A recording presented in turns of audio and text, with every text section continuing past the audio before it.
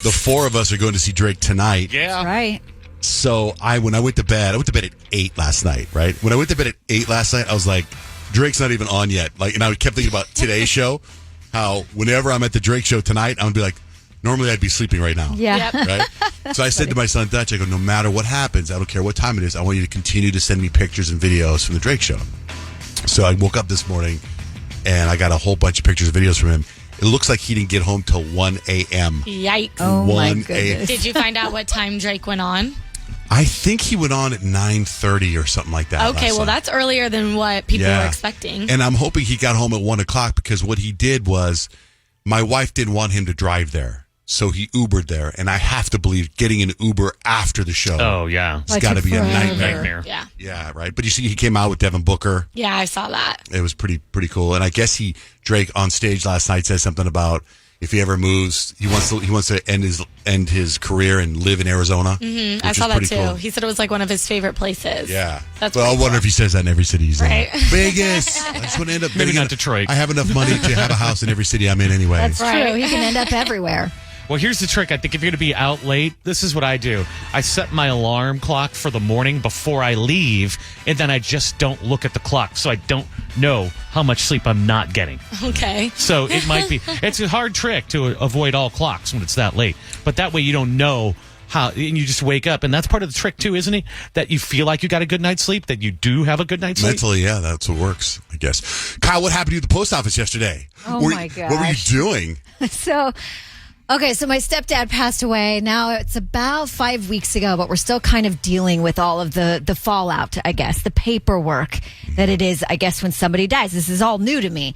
So I had to go mail this thing for Social Security for my mom, but it had to be certified mail, right? Certified. So I left work yesterday, and I'm like, okay, well, this is great. We've got a post office right near work. It'll be boom, bing, bang, boom, in and out. So I go there, and I'm in line, and I fill out the little green slip that you have to do for the certified thing. I wait in line. There's like probably 12 people in front of me, so it took a little while.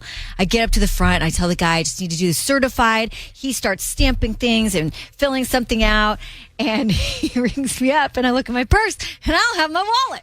Oh. And I don't know where my wallet is. Like, all of a sudden, I'm just like, I'm hot. Like, like my face, I feel like, is bright red, and I'm like, okay, so maybe I can't do this right now because I don't know where my wallet is. And the guy's like, do you have Apple Pay? I'm like, I don't. I use a Samsung. He just looks at me, and I'm like, I'm so embarrassed right now. Like, I don't know why. Like, I'm sure he understands, like, she put her wallet somewhere else or whatever, but for some reason, I'm, like, humiliated. Oh, I get it. And I'm like, so can I take my letter and just, like, come back with money? And he's like, yeah. I'm like, okay, bye. I just walked out. And it's like, that's the post office near work. And my house is pretty far away, like a half an hour away. So in my head, like all the way home, I'm driving and I'm like, do I have to go back to that post office? Because he's the one that filled out the paperwork. I don't really want to do that. And my mom needed me to mail it today. And if I don't, I'm an unreliable child. So I go home and I find my wallet. It was in like my carry-on bag from the airplane. Stupid, I know, but whatever. So I get my wallet and I go to the post office near my house. Which, by the way, have you been to the post office near our house, Peyton? Yes, I have. It is the biggest pain in the butt. It is. They've had road construction around there for like 3 years. Yeah. And the entrance to the post office is completely closed. I had to go in a do not enter. So it felt like I was breaking the law to get this letter out. So I go in and I'm like just crossing my fingers they can take the certified mail piece from the other post office. And I get up to the counter and I tell the guy the whole story.